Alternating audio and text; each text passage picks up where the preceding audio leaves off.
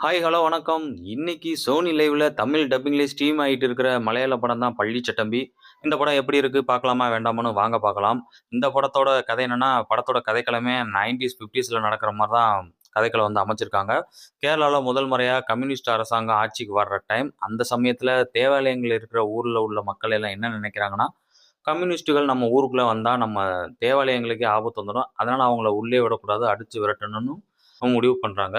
குறிப்பா கன்னியூருங்கிற ஊர்ல உள்ள மக்கள், அவங்க ஊர் பசங்களுக்கு சண்டை கத்துக் குடுத்து ஒரு படைய உருவாக்குறதுக்காக, வெளியூர்ல இருந்து ஒரு பலசாலியான ரவுடிய வந்து கூட்டிட்டு வராங்க. அந்த ரவுடி கேரக்டர்ல தான் நம்ம டொவினோ தாமஸ் வந்து அந்த ஊருக்கு வந்து என்ட்ரி குடுக்குறாரு. ஆனா, இங்க தான் ஒரு சின்ன ட்விஸ்ட். இவங்க ஒரு பிளான் பண்ணி அவர கூட்டிட்டு வந்தா, அங்க நடந்ததே வேற. அங்க என்ன நடந்துச்சு? அதுக்கப்புறம் அந்த ஊர்ல அடுத்தடுத்து என்னென்ன சம்பவங்கள் அரங்கேறுச்சு? அப்படிங்கிறது தான் இந்த படத்தோட மொத்த கதையுமே. இந்த படம் 1957ல நடந்த உண்மை சம்பவங்களோட ஒரு சின்ன போர்ஷன மட்டும் மெயின் பிளாட்டா எடுத்துக்கிட்டு, ஆடியன்ஸுக்கு புடிக்கிற மாதிரி ஆக்ஷன், லவ், எமோஷன்ஸ், மாஸ்ன்னு கமர்ஷியல் எலமெண்ட்லாம் சேர்த்து இந்த படத்த வந்து குடுத்துருக்காங்க. படத்துல ஆக்ஷன், லவ் போர்ஷன் 2மே ரொம்பவே ரசிக்கும்படியாவே இருந்துச்சு. குறிப்பா லவ் போர்ஷன் ரொம்ப கம்மியான ஸ்க்ரீன் டைம் வந்தாலும், பார்க்க அவ்வளோ சூப்பரா இருந்துச்சு. இன்னும் கொஞ்சம் எக்ஸ்டெண்ட் பண்ணியிருக்கலான்னு எனக்கு பெர்சனலா தோணுச்சு. ஆக்ஷன பத்தி சொல்லணும்னா, கிளைமாக்ஸ்ல வர்ற அந்த ஆக்ஷன் நல்லாவே இருந்துச்சு. பர்ட்டிகுலர் அந்த ஆக்ஷன் காட்சியில டொவினோ தாமஸுக்கும் இன்னொரு கேரக்டருக்கு இடையில நடக்கிற அந்த மோதல் காட்சி ரொம்ப அற்புதமா மேக் பண்ணியிருக்காங்க. அத அடுத்த லெவலுக்கு எடுத்துட்டு போனது படத்தோட சினிமாட்டோகிராஃபரும், எடிட்டரும் தான். சும்மா தட்டி தூக்கியிருக்காங்க அந்த 2 பேரும். அடுத்து படத்துல நெறைய டயலாக்ஸ் வந்து செமையாவே இருந்தது. அதுக்கடுத்து ஒவ்வொரு கேரக்டர்ஸோட ரைட்டிங் பக்காவா இருந்துச்சு. முக்கியமா 3 கேரக்டர்களின் ரைட்டிங் சூப்பரா எழுதி, பக்காவா அந்த ஆக்டர்ஸோட நடிப்பையும் வாங்கி டைரக்டர் வந்து அசத்தியிருக்காரு. ஒண்ணு டொவினோ தாமஸ் கேரக்டர், இன்னொன்னு வில்லன் கேரக்டர்ல வர்ற அந்த 2 பேரு. இந்த 3 பேருமே அவங்களுக்கு குடுத்த ரோல பட்டைய கிளப்பியிருக்காங்க. வில்லன் கேரக்டர்லாம் படத்துல செம்ம ஸ்ட்ராங்கா எழுதியிருக்காங்க. அதுக்கேத்த மாதிரி சரியான காஸ்டிங்குமே பண்ணியிருக்காங்க. படத்துல மொத்தமே 5, 6 சீன் மட்டும் தான் வில்லன வந்து காட்டுறாங்க.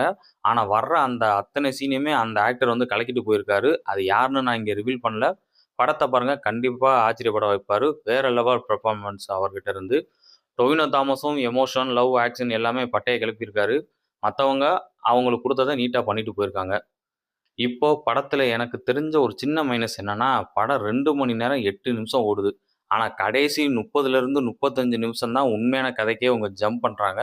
அந்த கடைசி 30 நிமிஷம் போர்ஷன் உண்மையிலேயே சூப்பரா தான் இருக்கு. ஆனா, அதுக்கு முன்னாடி இருக்கிற 1 1/2 மணி நேரம் ஹீரோ கன்னியூர் ஊருக்கு வர்றது, கம்யூனிஸ்ட்டுகள எதிர்க்கிறது, அவங்களோட பேக் ஸ்டோரி, அப்புறம் லவ்வுன்னு கொண்டு போறாங்க.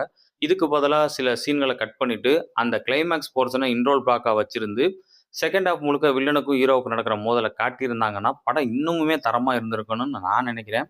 அப்புறம் கிளைமாக்ஸ் ஓங்கி சிக்ஸர் அடிக்கிற மாதிரி போயிட்டு, டொக்கு வச்ச மாதிரி தான் முடிச்சுப்புட்டாங்க. என்னையா அப்படி முடிச்சு போட்டீங்கன்னு நம்மள கேட்க தோணுச்சு. இவங்க ஆரம்பத்திலேயே 2 பாகம் எடுக்கிற மைண்ட் செட்ல போயிட்டாங்க போல இருக்கு. இதனாலேயே இந்த படம் ஒரு அபோவ் ஆவரேஜ் படமா அமைஞ்சிருச்சு. இருந்தாலும் கண்டிப்பா எனக்கு 2ஆம் பாகத்துக்கு மேல ஒரு எதிர்பார்ப்பு இருக்கு. அது எப்படி வரப்போகுதுன்னு படம் வந்ததுக்கப்புறம் பார்த்து தெரிஞ்சுக்குவோம். மத்தபடி படத்துல எந்த அடல்ட் கன்டென்ட்டும் கிடையாது. தாராளமா ஃபேமிலியோட உட்கார்ந்து பார்க்கலாம். இந்த ரிவ்யூ பிடிச்சிருந்தா லைக் பண்ணுங்க. மறக்காம நம்ம டிஜே டாக்கீஸ் சேனல சப்ஸ்கிரைப் பண்ணிக்கோங்க.